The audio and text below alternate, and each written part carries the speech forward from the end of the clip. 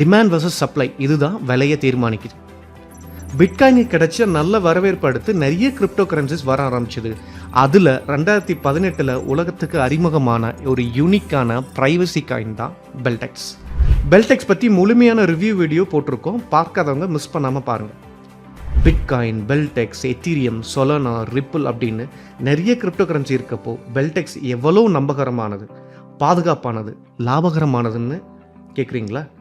கோல்டோ பிட்காயினோ Lando நம்ம வாங்கி வச்ச விலையை விட விற்கும்போது விலையேறி இருந்தால் தான் லாபம்.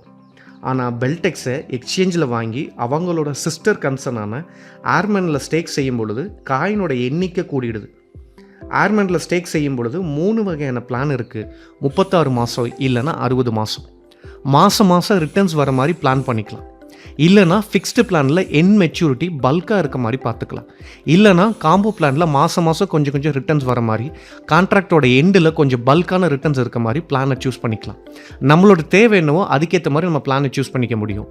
எது எப்படினாலும் நான் வாங்கி வச்ச பெல்டெக்ஸோட எண்ணிக்கையை விட என்னோடய மெச்சூரிட்டி கான்ட்ராக்ட் முடியும் போது பெல்டெக்ஸோட எண்ணிக்கை கூடியிருக்கும். இதில் பெரிய ப்ளஸ் என்னென்னா பெல்டெக்ஸ் விலை ஏறினாலும் எனக்கு லாபம், விலை குறைஞ்சாலும் லாபம். இன்றைக்கி நேற்றுன்னு இல்லைங்க, சுமார் 6 வருஷத்துக்கு மேலே பெல்டெக்ஸை ஏர்மேன் கம்பெனி ரிட்டர்ன்ஸ் ப்ராப்பராக கொடுத்துட்ருக்காங்க. 6 வருஷத்துக்கு மேலே ப்ராப்பராக அவங்க கொடுத்துட்ருக்கிறது காயினை மட்டும் இல்லைங்க, நம்பிக்கையும் சேர்த்து தான். என்னோடய பணத்தை பேங்க்கில் போட்டு வச்சா வர ரிட்டர்ன்ஸ் வருஷத்துக்கு அதிகபட்சம் 6%.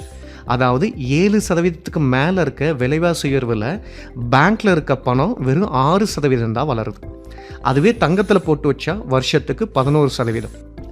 பெல்டெக்ஸ் கிரிப்டோவை ஆர்மனில் ஹோல்ட் செஞ்சு வைக்கும் பொழுது ரெகுலர் பிளான் அப்படின்னா வருஷத்துக்கு 26% முதல், ஃபிக்ஸ்டு பிளான்னா வருஷத்துக்கு 80% வரை வளரத்துக்கு வாய்ப்பு இருக்குது.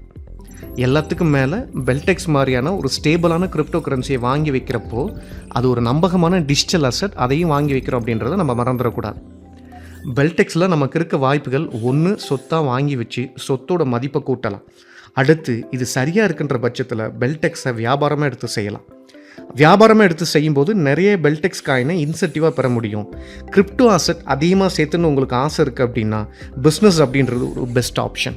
இந்தியாவில் கிரிப்டோ கரன்சியை வாங்குறது விற்கிறது 100% சட்டப்பூர்வமானது அப்படின்னு மார்ச் 4, 2020 வந்த சுப்ரீம் கோர்ட்டோட தீர்ப்பு சொல்லுது. பெல்டெக்ஸை எப்படி வாங்கலாம், எப்படி ஸ்டேக் பண்ணலாம், எப்படி விற்கலாம் அப்படின்றதுக்கு ஒரு தெளிவான வீடியோ போட்டிருக்கோம், மிஸ் பண்ணாமல் அதையும் பாருங்கள். இந்த வீடியோ உங்களுக்கு பிடிச்சிருந்தால் லைக் பண்ணுங்கள், கமெண்ட் பண்ணுங்கள், மற்றவங்களுக்கு ஷேர் பண்ணுங்கள். மறக்காமல் நம்ம இவி கிரிப்டோ அப்டேட்ஸ் சேனலுக்கு சப்ஸ்கிரைப் பண்ணுங்கள். இன்னொரு நல்ல வீடியோவோடு உங்களை சந்திக்கிறேன். நன்றி, வணக்கம்.